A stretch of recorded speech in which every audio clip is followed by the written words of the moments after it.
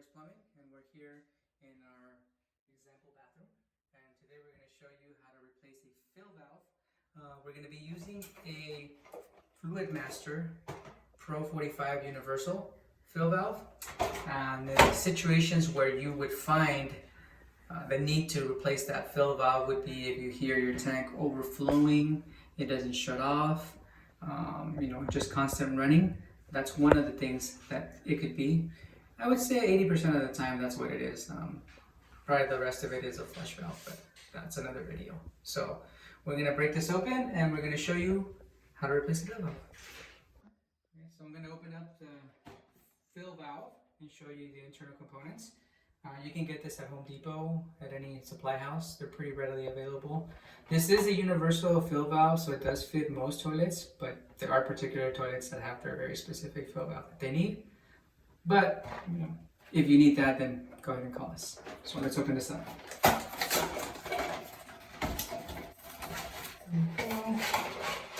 So you're gonna have your fill valve. So this is our fill valve component.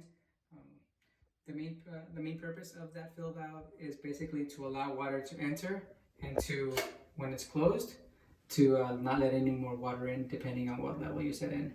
So it's basically, it allows just water to come into the tank to a certain level. So this is your float, and as the water rises, it's filled with air, so it just comes up and hits, and once it hits, it shuts off a valve that's inside here. There is a couple easy adjustments that you can make to it in order to work with whatever tank level you have. Older tanks have bigger,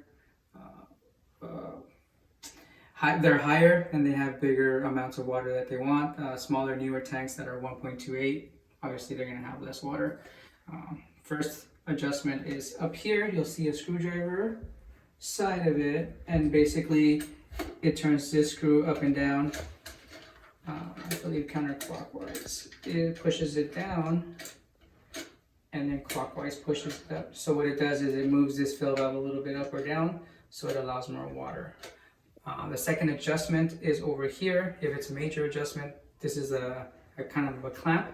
What you do is you pop it up and then you twist this and it goes up higher so that this goes up and down. So those are the two basic adjustments that you can make on this particular fill valve. Once we get into the toilet, I'll go ahead and explain some more, but otherwise that's the fill valve.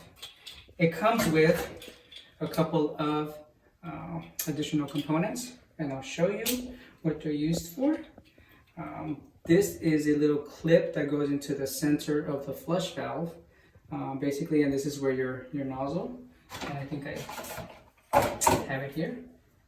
This connects to your fill valve right here, and it's just a basic compression connection, and then this allows water to come in and go into your flush valve so that your bowl fills up. So you put that little clip into the flush valve, and I'll show you again once we open up the toilet, and it connects right there. Sorry, angle. And it's just basically so that the water goes into the tank. So that's part number one. So part two are these gaskets. Now, I would say it comes in two. You just pop that out. There you go. I would say 90% of the time, you're not gonna use this one. It's a gasket that goes into an old style valve, fill supply valve that you very rarely use. So most of the time, just set it to the side. You'll have this part. That's your gasket that goes underneath here. This gasket. The only important thing about this gasket is it does have two sides. It has a flat side. That's the part that goes up against here. And then it has a little raised side, and that's the part that goes down. And that's going to seal your tank connection. So this part goes in here. Just kind of over the threads, nice and tight. And then our last part that we will need is a nut. So this is where the tank goes. You go in, hand tighten, and then with a wrench, quarter tighten. So this is the fill valve, the components of it, outside of the tank where they're easily visible. And now we're going to go into our tank. This is your typical tank inside of a toilet. I'm going to lift up the lid and we're going to have a look at the three basic components of a toilet. This would be your flush valve, which is attached to your flapper. This is your lever right here, and this is the fill valve in this particular model. You can tell that hose is right here, and it's linked into this flush valve overflow. And when you flush it, fan goes up, lever goes down, the float goes down, and then as the water is coming in, this will rise higher, and then it'll stop at a certain destination. So typically, you'll hear this noise, and it just won't stop when you're having an issue with the fill valve. So we'll let this raise up again, and I'll walk you through the steps of replacing that fill valve.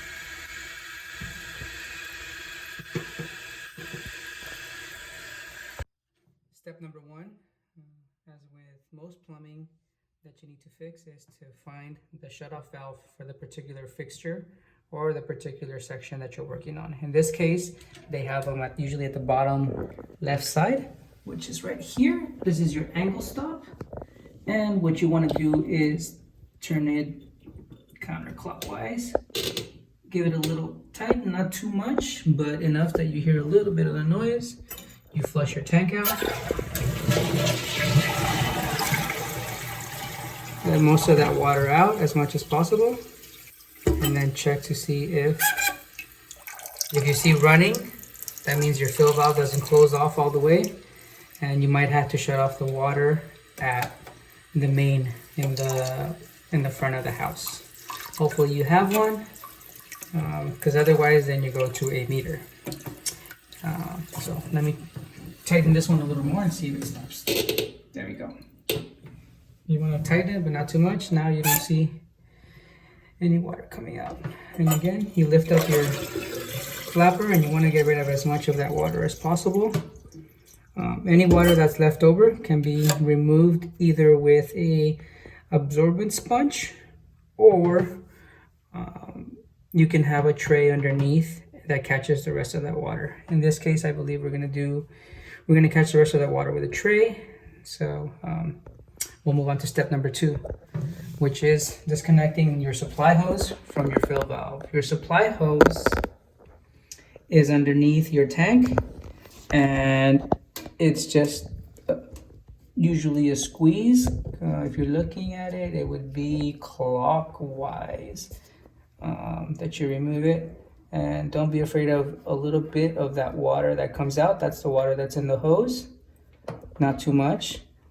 The fill valve has an almost like a check valve that doesn't allow too much water to flow out. As you can see, I still have maybe about 1/8 of a tank of water, and it's safely there. But once I remove this nut, then the water will come off. So let me go ahead and get our tray.